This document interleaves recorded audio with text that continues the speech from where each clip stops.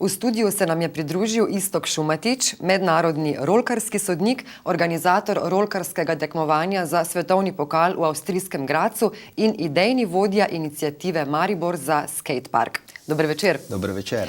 Koliko skaterjev, rolkarjev je v Mariboru in zakaj potrebujete takšen sodobni skatepark?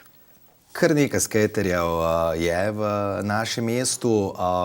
Potreba po skateparku pa pač je nek odziv na sodoben trend v svetu, kar pomeni, da bi vsako večje mesto moralo imeti takšno infrastrukturo, na kateri se lahko izvajajo aktivnosti v prostem času otrok, mladine in pa tudi starejših. No, spomnimo se še, v 80-ih prejšnjega stoletja se je na poseben način zgradila BMX proga v Mariboru, prav tako na Taboru, kjer bo skatepark. Torej, starši takrat zagnanih BMX-arjev so jim sami pomagali, vzeli v roke lopate, samokolnice in zgradili to progo, ki je še danes v uporabi. Ali gre računati pri vašem projektu tudi za kaj podobnega, za takšen skupnostni angažma? Vsekakor gre za podoben projekt, za podoben koncept. Govorimo pač o tem, da, tako kot smo že povedali, obstajajo tile urbani športi, kot je skateboarding, BMX in potem je še tukaj par ostalih zadev, kot so rolanje in pa tudi ne nazadnje so tile poganjavčki, zelo moderni in vsi tile akteri, če se lahko tako izrazim, potrebujejo nek prostor in v tej smeri bomo tudi delali, da bomo poleg teh obstoječih uporabnikov trenutnega skateparka bomo skrbeli še, da se nam bodo pridružili še novi člani. Tako da je kar obsežen projekt. No, marsikomu torej rolkanje predstavlja življenjski stil vsaj v določenem obdobju.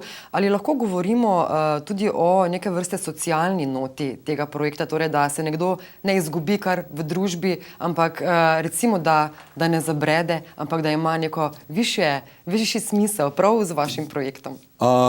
Vsekakor. Torej, ravno omenila si življenjski stil, s katerim je povezano še mnogo ostalih drugih zadev, kot je recimo posebna glasba, ostale neke kulturne komponente, kot so grafiti in še bi lahko recimo naštevali. In vsa ta subkultura bo z novim skateparkom vsekakor pridobila prostor, kjer se bodo lahko družili in v bistvu izmenjavali svoje ideje in tako dalje. V kakšnem stanju je trenutni rolkarski park in zakaj ni več primeren? V izjemno klavrnem stanju je, zraven tega, da je izjemno nevarno tam v bistvu tudi skatati, se ukvarjati s kakršnimi koli aktivnostmi, tudi ni več, če se lahko tako izrazim, v standardu glede na ostale zadeve in moram pri tem tudi izpostaviti, da skateboarding je postal olimpijska disciplina in bo prvič predstavljena v Tokiu do leta 2020.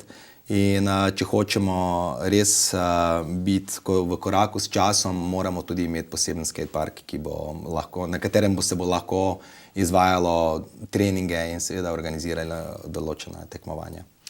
No, kako pri uresničitvi projekta sploh sodelujete torej z občino, ki bo pomagala pri gradnji? Pred približno 4 leti smo štartali, nas je bilo kar nekaj, smo štartali s to civilno iniciativo Maribor za skatepark, kjer smo na začetku naredili en velik halo, toliko, da so pač slišali, da obstajamo in da smo zorganizirani in da želimo nekaj doseči. Kar se tiče skateparka, kar je tale županova klika pristopila k nam in nam prisluhnila, potem so stekli pogovori, kar smo šli potem na nižje sfere, na operativno sfero, prišli smo do projektne pisarne, kjer smo začeli uspešno sodelovati z določenimi ljudmi. Lahko izpostavim tukaj vodjo projekta, ki je Teobald Pajnik, potem je tukaj gospod Ketiš, imamo tudi arhitektni studio, gospe Polone Lipičnik in Mateja Katrasnik, ki sodelujejo, tako da je zraslo v eno tako kvalitetno celoto vse skupaj. Če lahko mogoče poveste, kaj bo najbolj atraktivni del tega parka? Jaz mislim, da park sam v celoti. Pogledal sem že idejno zasnovo in je res prečudovit. Glede na to, da se potikam dosti po svetu, hodim po različnih skateparkih, si z gotovostjo upam trditi, da bo tale eden izmed lepših in to vse do Dunaja in še dlje. No. No, morda še to, lahko ta nov moderni skatepark pripomore tudi k mednarodni prepoznavnosti Maribora. Nenazadnje se bodo zdaj začeli tukaj zbirati skaterji iz vse Evrope, morda sveta. Ja, jaz mislim, da, tako kot sem povedal, glede na to, kako je zasnovan trenutno skatepark, bo zanimiv za izvajanje mednarodnih tekem, mogoče tudi potencialnih olimpijskih kvalifikacij.